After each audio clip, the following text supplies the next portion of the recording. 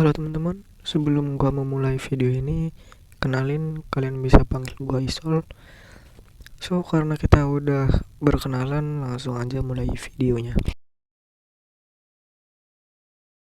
Oke, pertama gue di sini hanya akan berfokus pada satu masalah atau isu, walaupun mungkin akan sedikit menyinggung isu lain, dimana menurut apa yang dijelaskan oleh Profesor Stella Christie. Kalau kita boleh secara sistem, sebenarnya ada perbedaan antara pendidikan dasar dan pendidikan tinggi. Pendidikan dasar itu adalah belajar pengetahuannya. Jadi learning about the knowledge itself. Okay. Nah, tetapi pendidikan tinggi itu adalah learning how to create knowledge. Belajar untuk bisa membuat ilmu-ilmu baru. Apa itu create new knowledge? Bahkan gue sendiri sebelumnya cukup asing dengan istilah ini. Create new knowledge sesuai namanya adalah menciptakan pengetahuan baru. Terdengar sangat sulit memang. Malah awalnya gue pikir hampir mustahil dapat dilakukan setiap mahasiswa.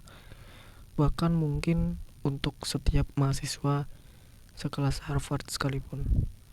Lalu kenapa kita dituntut untuk create new knowledge? Create new knowledge ternyata tidak serumit itu.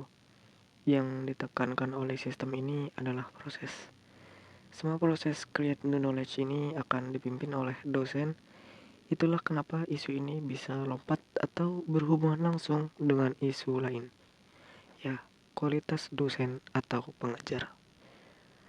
Karena konsep ini adalah hal yang mungkin sangat baru bagi beberapa mahasiswa semester awal.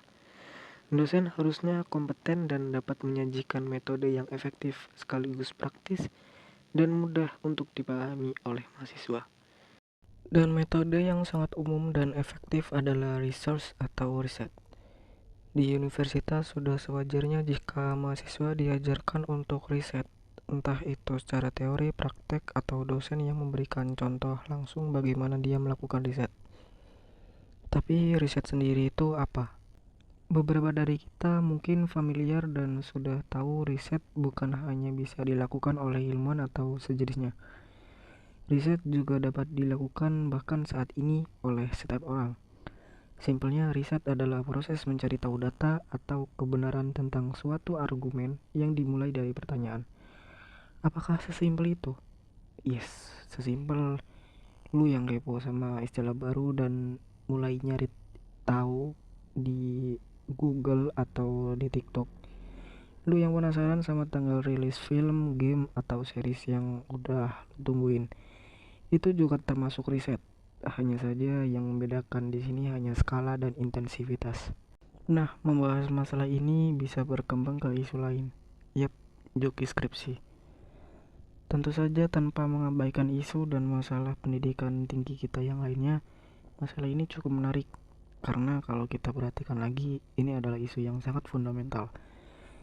Ya, masalah bahwa masyarakat secara umum masih menganggap pendidikan tinggi hanya tentang tingkat kesulitan yang semakin intens, tidak menyadari bahwa esensi sebenarnya adalah create new knowledge seperti yang sudah kita simak.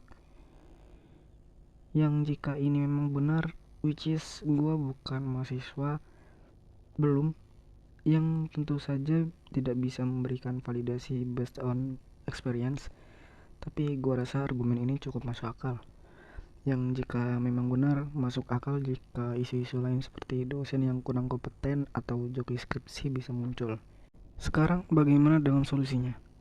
Seperti dalam berbagai referensi seperti cognitive load theory atau salah satu quote Albert Einstein, make it everything as simple as possible but not simpler, memiliki poin yang mirip, yaitu kesederhanaan akan membantu kita melakukan hal yang lebih efektif, termasuk solusi atau mencari solusi.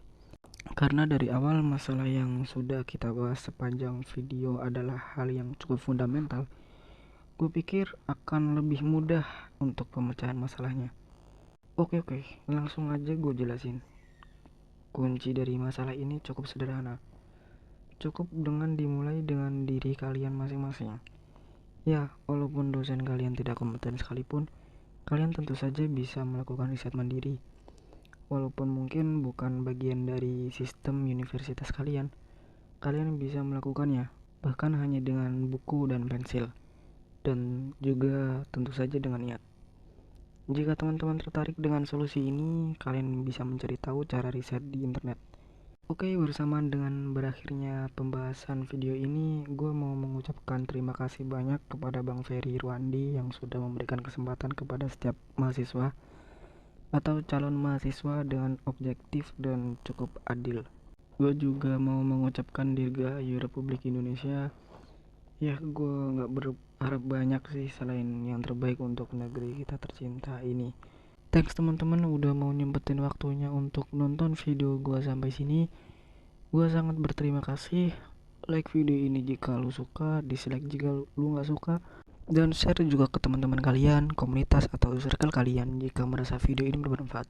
Lu juga boleh banget kasih kritik, saran, atau sekedar ngasih opini lu di kolom komentar di bawah. Thank you teman-teman, gue pamit dulu.